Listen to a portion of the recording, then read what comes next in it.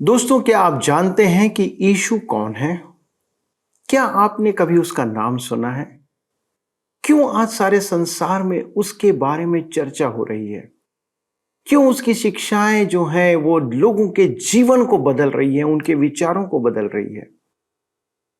यदि आप नहीं जानते हैं कि यीशु कौन है और यदि आप जानना चाहते हैं, मेरा निवेदन है कि आप एक बार इस बात को जानने का प्रयास करें कि यीशु है कौन? उसने क्या बताया? क्या वास्तव में उसकी शिक्षाएं हमारे लाभ की हैं या ऐसे ही उसकी बातें जो हैं वो संसार के लोग अपना रहे हैं? कहीं ना कहीं आपके मन में यह प्रश्न तो उठता होगा कि यीशु कौन है, क्यों उसने ये कार्य किए? यदि आप जानना चाहते हैं तो कृपया मेरे साथ इस अध्ययन में शामिल हो जाएं और जानें कि यीशु कौन है और उसने क्या किया आपके लिए।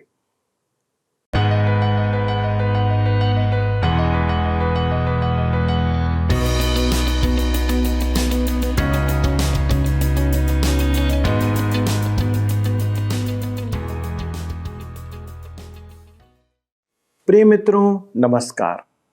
सत्यवचन कार्यक्रम में आपका पुनः स्वागत है। यह परमेश्वर के जीवित वचनों पर आधारित कार्यक्रम है जो हमें परमेश्वर के निकट आने में सहायता करता है। हम कैसे परमेश्वर के निकट आ सकते हैं? केवल उसके वचनों को जान और मानकर। परमेश्वर से दूरी मनुष्यों की सबसे बड़ी विडंबना है। मनुष्य यह जानता नहीं है कि वह परमेश्वर से दूर है और वह इस गलत फहमी में रहता है कि वह सब प्रकार के आडंबर करके वह परमेश्वर को प्रसन्न कर रहा है। पर वास्तव में हम दिन प्रतिदिन परमेश्वर से दूर होते चले जा रहे हैं। परमेश्वर की निकटता में आने का एकमात्र साधन है यीशु मसीह का लहू, जो हमें सब पापों से शुद्ध करता है। इसलिए ही पौलुस लिख रहा है कि यीशु मानव रूप में प्रकट होकर अपने आप को दीन किया।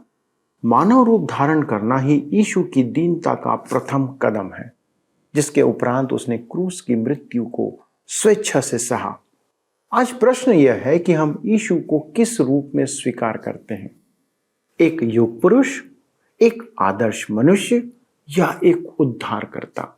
जब तक हम उसे उद्धारकर्ता के रूप में ग्रहण नहीं करेंगे, हम उससे उद्धार की अपेक्षा नहीं कर सकते। मित्रों, जिस कारण से यीशु ने मानव रूप और क्रूस की मृत्यु को अपनाया है, वह हमारे पापों की क्षमा, मोक्ष, उद्धार का कारण है।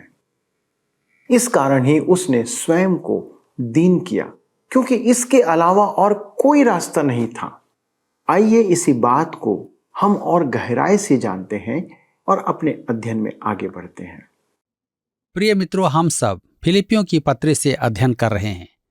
पिछले अध्ययन में हमने यीशु की दीनता का चौथा चरण देखा था। अब हम प्रभु यीशु की दीनता का 5वां चरण देखेंगे। आइए हम पढ़ें फिलिपियों की पत्री 2 अध्याय उसके 8 पद। यहाँ पर लिखा है, और मनुष्य के रूप में प्रकट होकर अपने आप को दीन किया और यहाँ तक आज्ञाकारी रहा कि मृत्यु, हाँ, क्रूस की मृत्यु भी सह ली। मुझे और आपको तो दीनता का बोध तब होता है जब कोई हमसे ऐसी बात कहे, परंतु प्रभु यीशु ने स्वयं ही अपने को दीन बनाया, जो एक अत्यधिक कठिन काम है। मुझे जॉन वेस्ली की एक सर्वोत्तम घटना स्मरण है। एक दिन वह एक नाला पार कर रहे थे। पुलिया केवल इतनी ही चौड़ी थी कि एक मनुष्य उस पर चल पाए। उसी समय सामने से एक मुक्त विचारवादी प्रचारक आ रहा था। उसने बड़े घमंड से उनसे कहा, मैं मूर्खों को मार्ग नहीं देता हूं। जॉन वेस्ली मुस्कुराते हुए पीछे चले गए और कहा, मैं तो मूर्ख को भी रास्ता दे देता हूं। मेरे प्रियो, दीन बनना आसान नहीं है, परंतु इस घटना को सुनकर मुझ में जॉन वेस्ली के प्रति अधिक सम्मान के विचार उत्पन्न हुए। हमारे लिए दीन होना कठिन है, परंतु प्रभु यीशु ने अपने आप को दीन किया। हम में से अधिकांश लोगों को दीन होने का अनुभव हुआ होगा। वर्षों पूर्व मैं एक सभा में प्रचार करने के लिए बुलाया गया था। उस सभा में प्रचारकों के मध्य एक माननीय अंग्रेज प्रचारक भी था। वह मुझे टी शर्ट में प्रचार करते हुए देखकर आश्चर्य से भर गया। उसके विचार में यह असभ्य अपराध था। वह सूट पहने था और उसने टाई बांध रखी थी। इसी बीच वहां हवा और वर्षा के कारण खिड़की का कांच टूट गया और मंच पर पानी आने लगा। उस युग में आप प्रचार करें या ना करें, आपको प्रतिदिन मंच पर ही बैठना होता था। उस दिन मैं उस माननीय वक्ता के पीछे चल रहा था कि अचानक पानी में उसके पांव फिसल गए और वह गिर पड़ा। सबकी हंसी छूट गई। मुझे तो इतनी हंसी आई कि बाहर जाना पड़ा। जब मैं मंच पर लौटा तब भी मुझसे हंसी रोकी नहीं जा रही थी। हमारा कार्यक्रम आरंभ हुआ और वह फिर मेरे सामने ही बैठा था। मैंने उसके कान में कहा, यदि उस प्रदर्शन को दोहराया जाए तो कैसा रहेगा? उसने कहा, ओह, क्या वह दीन बनाने वाली बात नहीं थी? निश्चय ही वह दीन बनाया गया था, परंतु उसने स्वेच्छा से ऐसा काम नहीं किया था। हमारे साथ ऐसा होता तो है, परंतु हम स्वेच्छा से ऐसा नहीं करते हैं। प्रभु यीशु ने स्वयं को दीन बनाया, जो सर्वथा एक भिन्न बात थी। अब आता है प्रभु की दीनता का छठा चरण। यहां तक आज्ञाकारी रहा कि मृत्यु, हाँ, क्रूस की मृत्यु भी सह ली। मृत्यु एक अत्यधिक दीनता का अनुभव है। मैं कभी कभी दफन के समय लोगों को मृतक के बारे में कहते हुए सुनता हूं। कैसा स्वाभाविक दिख रहा है। यह किसी शुभ चिंतक द्वारा परिजनों को शांति दिलाने की बात है। मैं अपने आप को यह कहने से रोक लेता हूं कि वह स्वाभाविक नहीं दिख रहा है। मैं नहीं जानता कि दादा अगर मरने के बाद स्वाभाविक दिखें तो यह एक शांतिदायक बात है। मृत्यु स्वाभाविक नहीं है। परमेश्वर ने मनुष्य को मरने के लिए नहीं रचा था। मनुष्य पाप के कारण मरता है। मृत्यु एक मनुष्य अर्थात आदम के पाप के कारण आई थी और सब मनुष्यों में व्याप्त हो गई। मृत्यु परमेश्वर की योजना में नहीं थी। परमेश्वर ने मनुष्य को मरने के लिए नहीं बनाया था। जी हां, जब प्रभु यीशु इस पृथ्वी पर आया था तब वह हमसे कुछ भिन्न था। हम तो जीने के लिए आए थे। मैं मरना नहीं चाहता, मैं तो जीना चाहता हूं। और जब तक परमेश्वर मुझे रखे मैं इसी फलवंत सेवा को करना चाहता हूं। पर प्रभु यीशु मरने के लिए जन्मा था। उसे मरने की आवश्यकता नहीं थी, परंतु वह मृत्यु तक आज्ञाकारी बना रहा और स्वेच्छा से अपने आप को दे दिया। ध्यान दीजिए, मुझे तो मरना नहीं था, परंतु वह मरना चाहता था। क्यों? क्योंकि हमारा उद्धार करे। यदि हम उस पर अपना भरोसा रखें तब यूहन्ना रचित सुसमाचार 10 अध्याय उसके 15, 17 और 18 पद में उसने कहा, जैसे पिता मुझे जानता है और मैं पिता को जानता हूं और मैं भेड़ों के लिए अपना प्राण देता हूं। पिता इसलिए मुझसे प्रेम रखता है कि मैं अपना प्राण देता हूं कि उसे फिर ले लूं। कोई उसे मुझसे छीनता नहीं, वरन मैं आप ही उसे देता हूं। मुझे उसके देने का भी अधिकार है और उसे फिर से लेने का भी अधिकार है। यह आज्ञा मेरे पिता से मुझे मिली है। प्रभु यीशु की दीनता का अब 7वां और अंतिम चरण है, क्रूस की मृत्यु। वह मृत्यु तक ही आज्ञाकारी नहीं रहा, क्रूस की मृत्यु तक आज्ञाकारी रहा। यदि हम कहें कि यीशु को बिजली की कुर्सी पर मारा गया, या गैस कक्ष में मारा गया, या फांसी के फंदे में लटकाया गया, तो हम पर अधिक प्रभाव पड़ेगा। उसकी मृत्यु अत्यधिक अपमानजनक थी। वह महिमा के सर्वोच्च स्थान से अपमान के गहनतम स्थान तक उतरा। उसने ऐसा क्यों किया? हम फिर से उसी शब्द पर आते हैं, दूसरों। अपने ही नहीं, दूसरों की भी चिंता करो। उसने स्वर्ग की महिमा का त्याग किया और पृथ्वी पर आया। वह मनुष्य बना और दूसरों के लिए अपराधी की मृत्यु सहन की, आपके और मेरे लिए। परमेश्वर का धन्यवाद हो। यह मसीह का मन है। अब हम देखते हैं परमेश्वर का मन, मसीह का महिमान्वयन। पिता परमेश्वर के मन में मसीह के महिमान्वयन की ही बात रहती है। हमने प्रभु यीशु के दीन होने के 7 चरण देखे हैं और अब हम उसके महिमान्वयन के 7 कदम देखेंगे। परमेश्वर का मन मसीह के महिमान्वयन का मन है। आइए पढ़ें। फिलिपियों की पत्री 2 अध्याय उसके 9 पद में लिखा है, इस कारण परमेश्वर ने उसको अति महान भी किया और उसको वह नाम दिया जो सब नामों में श्रेष्ठ है। पहला चरण है, परमेश्वर ने उसको अति महान भी किया।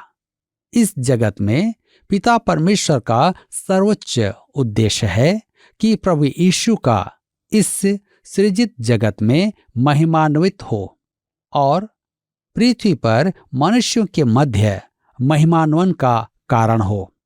इस पृथ्वी पर जहां मनुष्य ने परमेश्वर से विद्रोह किया, इस छोटी सी पृथ्वी को महत्वपूर्ण बनाने वाली जो एकमात्र बात है वह यह है कि प्रभु यीशु यहां मरा और कुछ नहीं।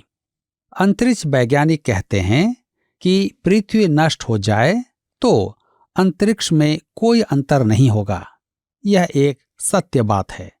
किसी ने बहुत ही अच्छा कहा है कि मनुष्य एक छोटे से ग्रह पृथ्वी की त्वचा पर एक कीटाणु है। या हम हैं मनुष्य को सम्मान प्रदान करने वाली एकमात्र बात जिसने मनुष्य को स्वर्ग की ओर निहार कर स्तुति गान हेतु प्रेरित किया, वह यह है कि प्रभु यीशु पृथ्वी पर आया और मनुष्य के लिए मरकर क्रूस पर अपनी जान दे दी। इस कारण परमेश्वर ने उसे अति महान भी किया।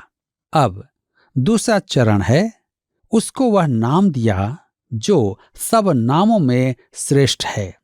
यदि आप उसके नाम को व्यर्थ में लेना चाहें तो इस पद को स्मरण रखें। एक वायुयान चालक के यान में बम था, परंतु वह सुरक्षित उतर आया और भीड़ के पास खड़ा खड़ा यह कह रहा था, प्रभु यीशु, मैं नहीं जानता कि वह प्रभु यीशु का नाम व्यर्थ में ले रहा था या नहीं। यदि वह ऐसा कर रहा था तो परमेश्वर उस पर दया करे। मैं आशा करता हूं कि यह उसकी प्रार्थना रही होगी। प्रभु यीशु का नाम इस पृथ्वी के सब महापुरुषों से ऊपर महान है, वरन स्वर्गदूतों से भी महान है। हम फिलिपियों की पत्री 2 अध्याय उसके 10 पद में पढ़ते हैं कि जो स्वर्ग में और पृथ्वी पर और जो पृथ्वी के नीचे हैं वे सब यीशु के नाम पर घुटना टेकें। इस पद में हम प्रभु यीशु के महिमान्वयन के अगले 3 चरण देखते हैं। तो तीसरा चरण है कि यीशु के नाम पर। यीशु का अर्थ है उद्धारकर्ता। यीशु के जन्म से पूर्व स्वर्गदूत ने कहा था, मत्ती रचित सुसमाचार 1 अध्याय के 21 पद में, तू उसका नाम यीशु रखना क्योंकि वह अपने लोगों का उनके पापों से उद्धार करेगा।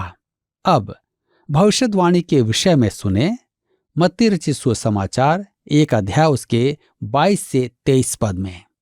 यह सब इसलिए हुआ कि जो वचन प्रभु ने भविष्यद्वक्ता के द्वारा कहा था वही पूरा हो।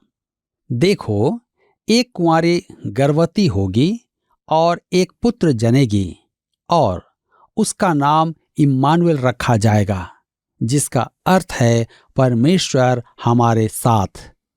क्या आप मुझे बाइबल में एक भी ऐसा स्थान दिखा सकते हैं जहां उसे इम्मानुएल कहा गया हो?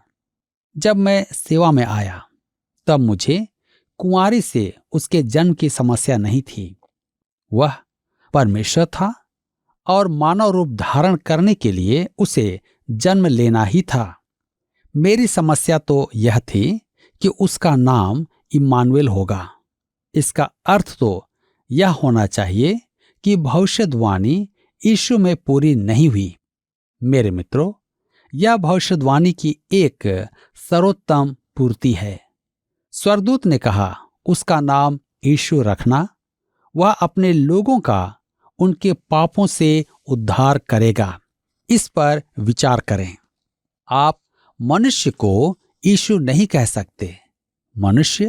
मनुष्य जाति तो क्या, अपना खुद का भी उद्धार नहीं कर सकता है। हम सब एक ही नाव में हैं। मानव जाति की नैया डूब रही है। वह धीरे धीरे गहराई में जा रही है। यदि कोई उद्धार कर पाएगा तो उसे बाहर से आना होगा। कुछ लोग हैं जो रस्सी फेंकते हैं, परंतु वे भी तो डूब रहे हैं। जहाज के बाहर से कोई रस्सी फेंकेगा तब बात बनेगी। मनुष्य का उद्धार नहीं कर सकता। पापी का उद्धार नहीं कर सकता। उसका नाम यीशु रखना, क्योंकि वह अपने लोगों का उनके पापों से उद्धार करेगा। वह अपने लोगों का उनके पापों से उद्धार करेगा, क्योंकि वह इम्मानुएल है, परमेश्वर हमारे साथ। बैतलहम का वह शिशु परमेश्वर हमारे साथ है। उसने स्वर्गदूतों की समानता में नहीं, मनुष्य की समानता में जन्म लिया। वह इम्मानुएल है, अर्थात परमेश्वर हमारे साथ। क्योंकि वह यह है, इसलिए उसे यीशु कहा गया। मेरे मित्रों, अन्य कोई नहीं है जिसे यीशु कहा जा सकता है। परमेश्वर कहता है, मैं उसके इस सांसारिक नाम को सब नामों से ऊंचा करूंगा। तब हम देखते हैं चौथा चरण, स्वर्ग में के नामों से ऊपर, और पांचवा चरण है पृथ्वी पर के सब नामों से ऊपर, और तब छठा चरण है पृथ्वी के नीचे के नामों से ऊपर। यह पद उन लोगों का हथियार है जो कहते हैं कि सब मनुष्यों का उद्धार होगा। किसी ने कहा कि यहूदा इस्करियोती और शैतान भी साथ साथ स्वर्ग में घूम रहे होंगे, क्योंकि सबका उद्धार होगा। यह दुर्भाग्य की बात है, क्योंकि कुलुस्सियों की पत्री 1 अध्याय उसके 20 पद में लिखा है, उसके क्रूस पर बहे हुए लहू के द्वारा मेल मिलाप करके सब वस्तुओं का उसी के द्वारा से अपने साथ मेल कर ले, चाहे वे पृथ्वी पर की हों चाहे स्वर्ग में की। साथ ही इस पद की तुलना करने पर इसका वास्तविक अर्थ प्रकट होता है। फिलिपियों की पत्री में पौलुस प्रभु यीशु के प्रभुत्व को दर्शाना चाहता है। स्वर्ग, पृथ्वी और पृथ्वी के नीचे हर एक वस्तु प्रभु यीशु की प्रभुता स्वीकार करेगी। इसमें नरक भी प्रभु यीशु की प्रभुता को मानेगा, क्योंकि वह प्रभु है। परंतु घुटने टेकने से उद्धार नहीं है। कुलुस्सियों की पत्री 1 अध्याय के 20 पद में पौलुस प्रभु यीशु के मुक्ति कार्य, मेल मिलाप के कार्य की चर्चा करता है। किसका मेल कराया गया है? किसको मुक्ति मिली? क्या इसमें नरक भी है? नहीं। कुलुस्सियों की पत्री में नरक, पृथ्वी के नीचे की वस्तुएं नहीं मानी गई हैं। क्यों? क्योंकि यह पद मुक्ति की चर्चा कर रहा है और नरक की मुक्ति का तो प्रश्न ही नहीं उठता है। इन दोनों पदों को साथ रखने से स्पष्ट होता है कि नरक के निवासी प्रभु यीशु के सामने घुटने टेकेंगे, क्योंकि वह प्रभु है। वे उसकी प्रभुता स्वीकार करेंगे, बस वहीं तक। जो स्वर्ग में और पृथ्वी पर और पृथ्वी के नीचे हैं, वे सब यीशु के नाम पर घुटना टेकें। मेरे मित्रों, क्या ही धन्य बात है कि प्रभु यीशु पृथ्वी पर हमारे बीच में मनुष्य का रूप लेकर के आए। और इस बात से प्रकट होता है कि हर एक मनुष्य के लिए उद्धार का एक ही मार्ग है, अर्थात यीशु मसीह। क्या आज आप उस उद्धार को प्राप्त करना चाहते हैं? अवसर आपके पास है। परमेश्वर आप सबको आज के वचन के द्वारा आशीष दे। दोस्तों, हमने देखा कि परमेश्वर ने यीशु को इस दीनता के लिए वह नाम दिया जो सब नामों में श्रेष्ठ है। नाम अपना एक अलग महत्व रखता है। यीशु का अर्थ है उद्धारकर्ता। उसने अपने नाम के निमित्त कार्य किया। यूहन्ना रचित सुसमाचार 1 अध्याय 12 पद में लिखा है, जितनों ने उसे ग्रहण किया उसने उन्हें परमेश्वर की संतान होने का अधिकार दिया।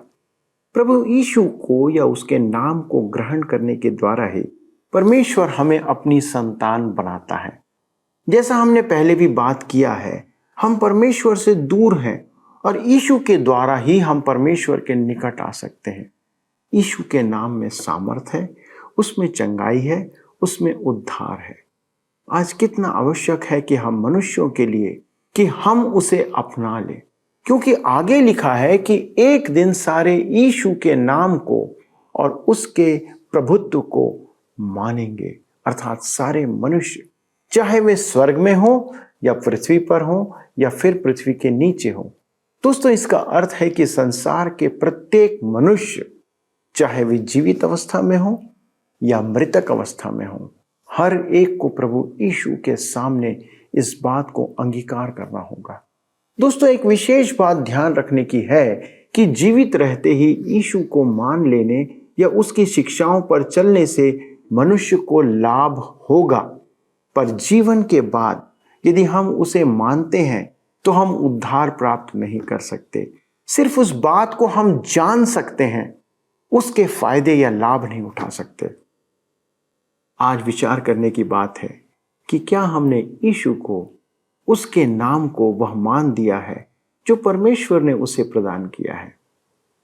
यदि नहीं तो आइए प्रार्थना में उसके सामने इस बात को स्वीकार करें। आइए प्रार्थना करें। हमारे स्वर्गीय पिता, प्रभु, हम धन्यवाद देते हैं कि आपने प्रभु यीशु को न केवल इस संसार में भेजा, परंतु एक मानव रूप में उसे दीन करके उसे क्रूस की मृत्यु दिया और उसे वो नाम दिया जो सब नामों में श्रेष्ठ है। हमारे स्वर्गीय पिता, हमारी प्रार्थना है कि आज हम भी प्रभु यीशु को अपने जीवन में वो मान दे, वो सम्मान दे जो आपने उसे प्रदान किया कि सब नामों में वो श्रेष्ठ है। हम उसके सामने अपने आप को नतमस्तक करें, उसकी शिक्षाओं का अनुसरण करें, क्योंकि उसने हमारे लिए अपने प्राण दिए हैं। पिता, हमारे सभी दर्शकों के लिए प्रार्थना करते हैं, विशेष तौर पर हमारे दर्शकों में उन लोगों के लिए जो बीमारी के कारण विभिन्न प्रकार की बीमारियों से ग्रसित हैं, या तो वे घरों पर हैं या अस्पतालों पे हैं, जहां कहीं भी प्रभु वे अपने इलाज करा रहे हैं। इस समय हमारी प्रार्थना है प्रभु, आप अपना चंगाकारी हाथ उनके लिए बढ़ाएं। जिन लोगों ने अपनी बीमारियों के लिए प्रार्थना निवेदन भेजा है, उनके लिए हम प्रार्थना करते हैं प्रभु, कितनी भी गंभीर बीमारी क्यों नहीं है, इसी समय प्रभु यीशु के नाम से वो चंगाई को प्राप्त करें।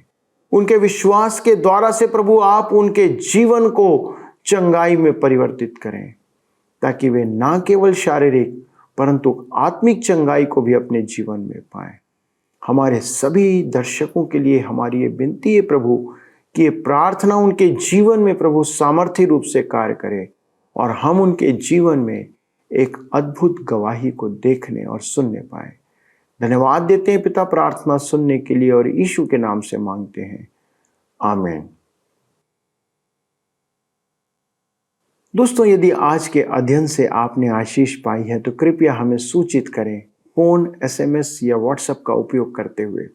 अगले प्रसारण में इस अध्ययन में आगे बढ़ेंगे। तब तक परमेश्वर के वचन में बने रहें और उसके साथ चलते रहें। प्रभु आपको आशीष दे। आइए अब हम प्रश्न देखें। पिछले प्रश्न का उत्तर है सी, दीनता।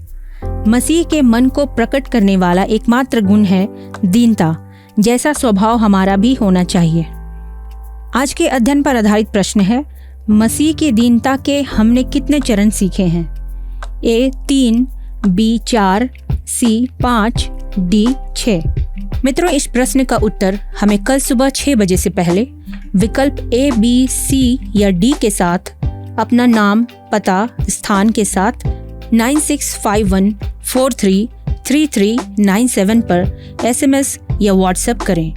सभी विजेताओं को विशेष पुरस्कार प्रदान किए जाएंगे। धन्यवाद। क्या आपको यह कार्यक्रम पसंद आया? अभी हमें एक मिस कॉल करें और आप अगले विजेता हो सकते हैं।